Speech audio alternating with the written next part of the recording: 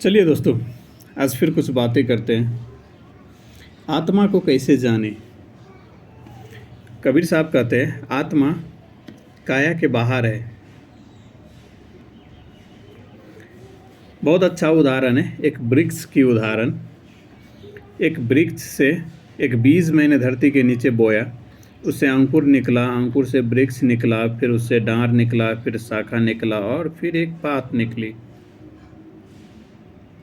आप हमको ये बताओ, जब आप देखते हो बाहर आपको वृक्ष दिखाई देता है, आपको बीज दिखाई देता है क्या उस वृक्ष का? डांर दिखाई देता है, शाखा दिखाई देता है, पत्ता दिखाई देता है, आपको बीज दिखाई देता है क्या? नहीं दिखाई देता है। लेकिन ये विशाल का ये वृक्ष, डांर, शाखा, पत्ता सब इसी बीज से ना निकला है, सब इसी बीज में ना समाया हुआ था, इसी बीज से ना उमरा है। तो आपको ये जो इतनी सुंदर वृक्ष की काया बनी है, इतनी सुंदर वृक्ष की काया बाहर निकली है, आई है, कहाँ से आई है? तो बीज से आई है। आप हमको ये बताओ, अगर ये काया है वृक्ष की तो बीज कहाँ है? काया से बाहर है, इस काया का आधार है ये बीज। इसलिए कहते आत्मा काया से बाहर है। वैसे ही नारी का गर्भ केवल आधार मात्र है, वहाँ पे बीज, नारी है रक्त की मूल, जहाँ से होता बीज स्थूल। तो उसी बीज को रक्त में धरते हैं और उत्पत्ति करते हैं। तो उसी बीज से उत्पत्ति होती है किसी जीव की। तिल में तिल, जीव ब्रह्म का मेल, ब्रह्म से ही जीव आते हैं। यहाँ ब्रह्म आत्मा को कहते हैं, आत्मा से ही जीव आत्मा आती है। और 10 इंद्रिया का बना हुआ शरीर, मिट्टी का पुतला, हाड़, नसा और मांस, आपकी काया दिखती है। जैसे यहाँ पे बीज नहीं दिखता है, वैसे आपकी वृक्ष की काया दिखता है, वैसे इंसान की काया दिखता है। यहाँ पे आत्मा नहीं दिखती है आपके शरीर में। अगर उसे चीर दे, फाड़ दे, काट दे तो भी, आप वृक्ष को चीर दो, फाड़ दो, काट दो, आपको बीज दिखाई देगा नहीं, लेकिन इसी बीज से उमरा है। वैसे ही आपके शरीर को चीर दे, काट दे, फाड़ दे, हाड़, नसा और मांस दिखाई देगा, ये आत्मा नहीं दिखाई देगा। लेकिन ये उमरा तो आत्मा से ही है। वृक्ष उमरा है बीज से, वृक्ष की काया इसी बीज से न बनी है। वैसे ही आत्मा से ही आपकी काया बनी है। जैसे ये सब कुछ एक बीज में समाया हुआ था, बीज से ही उमरा है, वैसे ही सब कुछ एक आत्मा में समाया हुआ रहता है, आत्मा से ही उमरा है। तो कबीर साहब यही कहते हैं, एक बीज से अंकुर निकला, काया कारण पूरा देह आधार बनाया। वैसे ही एक बीज से अंकुर निकला, काया कारण पूरा आपका देह आधार बनाया। तो हंस क्या होता है? उसी बीज आत्मा का एक अपना निज स्वरूप होता है, उसे हंस स्वरूप कहते हैं। 16 सूर्य के बराबर होता है एक हंस का शरीर। 10 इंद्रिया का मिट्टी का पुतला के भीतर 3, 5, 25 का पिंजरा, 3 गुण, 5 तत्वों और 25 प्रकृति से बना ये इंसान का शरीर, 3, 5, 25 का पिंजरा, इसके भीतर एक हंस को रखा गया है। इसके भीतर है एक हंस, एक आत्मा। उसी हंस स्वरूप को चीनना है, पहचानना है। अरे कबीरा कबीरा तू क्या करे, तू खोज आपन शरीर। तो यही है आपका शरीर। इतना अच्छा खासा उदाहरण दिया है साहब ने वृक्ष की। तो यही है आपका अपना निज स्वरूप, निज शरीर, हंस स्वरूप। तो आपके बीज इस शरीर को कौन नहीं जानने दे रहा है? तो आपका शरीर में जो मन है वो आपको जानने नहीं दे रहा है, इस शरीर को भटका रहा है, भरमा रहा है। आपका सुरता इस संसार में जो 10 दिशा में, ये रहा मन, 10 दिशा में आपका सुरता घूमता हुआ रहता है। इस संसार की वस्तुओं में आपका मन आसक्त रहता है। ये मन आपको भरमाता रहता है, आपको निज स्वरूप का जानने नहीं देगा, अनुभव नहीं करने देगा। तो सच्चे गुरु के सहारे और सच्चे ग्रंथ के सहारे आप निज स्वरूप को जान सकते हो, बूझ सकते हो, अनुभव कर सकते हो। तो कबीरा कबीरा क्या करे? तो खोज अपन शरीर और 10 जो इंद्रिया है, ये मन के अंग है, इसे अपने बस में रखो तो आपे आप कबीर। जो भी आप देखते हो, सुनते हो, खाते हो, पीते हो, तन में काम समाता है, तो शारीरिक संबंध बनाते हो, जो भी करते हो सब इसी मन द्वारा होता है। ये सब मन का ही अंग है, मन से ही सारी इच्छाएं हैं। तो मन के जीते जीत है, मन मरे तो माया मरे।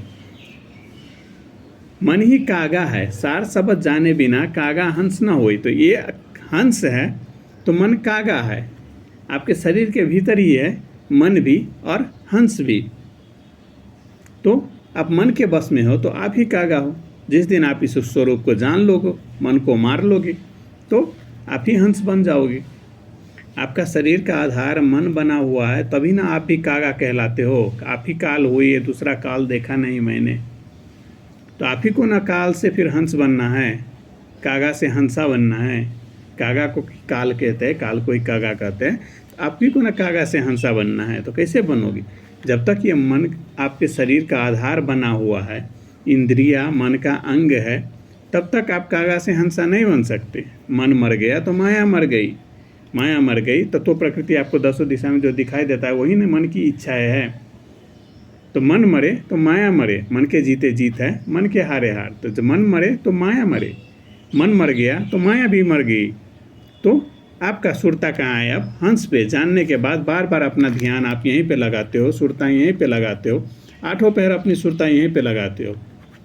जब आपकी पूरी एकात्मा हो जाती है यहाँ, जब आपका शरीर का आधार ये हंस बन जाता है।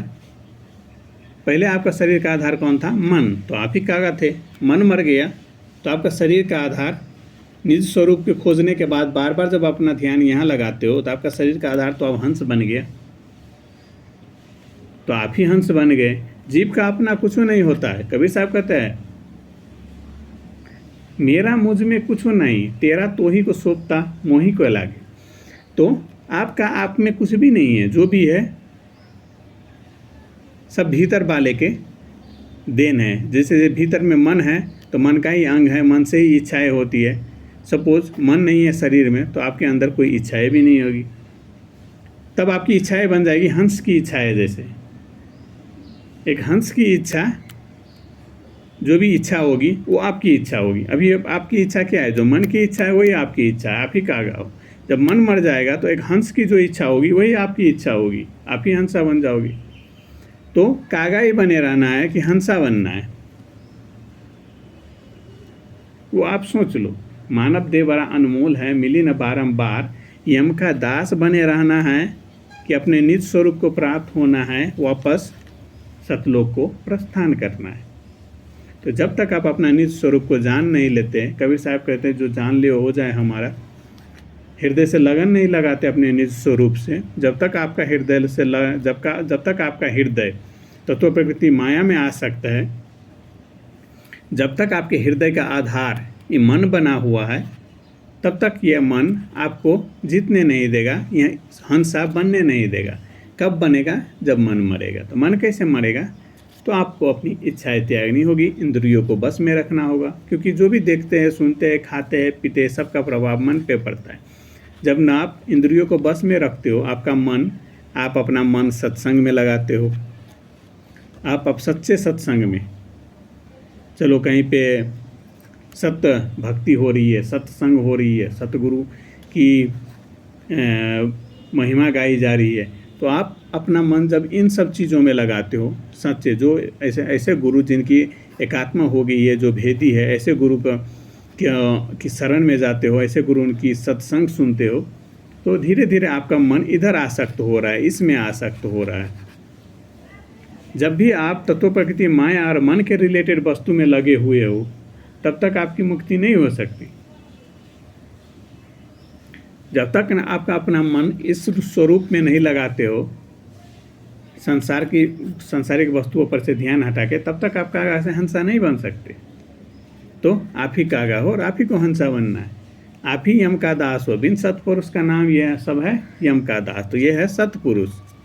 आपका मन है जो यम है, जो जीव है वो दास है। तो बिन सत्पुरुष का नाम सब है यम का दास। ये सत्पुरुष है, आपका मन है जो यम है। ये हंस ही सत्पुरुष है, आपका मन है जो यम है और जीव दास है। तो बिन सत्पुरुष का नाम सब है यम का दास। अपने मन को मार लिया तो आपने यम को मार दिया। तो अब आप सत्पुरुष को, आपका शरीर का आधार सत्पुरुष बन जाएगा, तब आप यम का दास नहीं कहलाओगे, तब तो आप सत्पुरुष के अधीन हो जाओगे। अंतकाल वही आत्मा सतलोक जाता है। नहीं तो जो यम का दास है वो यमपुरी जाता है, यमराज के पास धाम जाता है। सब कबीर साहब कहते हैं जो माने वो हंस की जाति, जो ना मानेंगे वो जाएंगे यम के द्वारा। यम क्या करेगा? पाप पुण्य किया, मन है तो मन से इच्छाएं होती है, तो पाप पुण्य इच्छाएं परिपूर्ति के लिए पाप पुण्य करोगे ही। यमराज पाप पुण्य का प्रसाद देगा, फिर 84 लाख योनि में घुमाएगा आपको। तो पाप पुण्य का प्रसाद देता है यमराज, जो यम के दास रहता है, मन के दास रहता है, स्वर्ग नरक का 84 लाख योनि में घुमाता है। जो मन को मार लेता है, मानव देह रहते ही, मानव देह बड़ा अनमोल है, मिली ना बारंबार, जो इस अपने निज स्वरूप को जान लेते हैं, भेदी गुरु या सच्चे गुरु, भेदी गुरु कहो या सच्चा गुरु कहो या सच्चे ग्रंथ के सहारे, वो अपने निज स्वरूप को पाता है, वापस चला जाता है सतलोक। तो ये मानव देह रचा है केवल मुक्ति के लिए। तो इसको जानना है, बूझना है, समझना है। तो ऐसे जानता है आत्मा को। ये है आत्मा की भेद।